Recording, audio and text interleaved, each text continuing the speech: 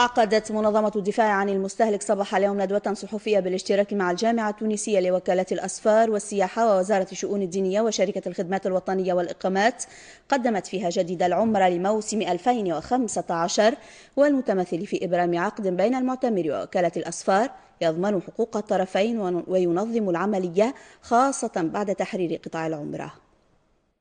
إبرام عقد التزام خاص بمنتوج العمرة بين وكالات الأسفار المقدمة لهذه الخدمة والمعتمر هو جديد موسم العمرة لسنة 2015، والذي كان موضوع الندوة الصحفية التي عقدتها اليوم منظمة الدفاع عن المستهلك بالاشتراك مع بقية الأطراف المتداخلة. تو نركزوا ونخاطبوا في المعتمر في أنه هو يطالب انه هو وقت اللي يقتني العمره من عند وكاله الاسفار انه يطالب بالعقد، انه يكون انه يمضي العقد هذا، العقد اللي هو فيه كل البيانات وكل المكونات اللي الشيء اللي شراه. والعقد هذا باش يكون له اثر ايجابي باعتباره انه يضمن حقوق المعتمر من ناحيه سعر التكلفه، من ناحيه جوده الخدمات. هذا الجزء الاول. الجزء الثاني وانه ضرورة قلنا وأنه إيجاد عقد ضمان يضمن للمعتمر حقه في أنه إذا كان ضاع له الأمتعة نتاعو ضاعت أو أنه تعرض إلى مرض.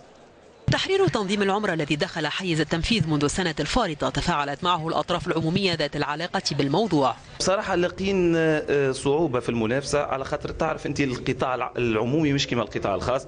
القطاع الخاص إجراءاته بسيطة برشا وبسهولة يتعاقد في السعودية، بينما احنا صفقات وماك تعرف معنا الإداريات أي حاجة معناها فيها ربح ومنفعة للمعتمر نحن مع بدون شك بالمراقبة وبالمتابعة. تشكيل لجنة مكونة من أطراف من منظمة الدفاع عن المستهلك والجامعة التونسية لوكالة الأسفار للنظر في النزاعات التي قد تحدث بين المعتمر ووكالة الأسفار هو أيضا جديد موسم العمرة الحالي.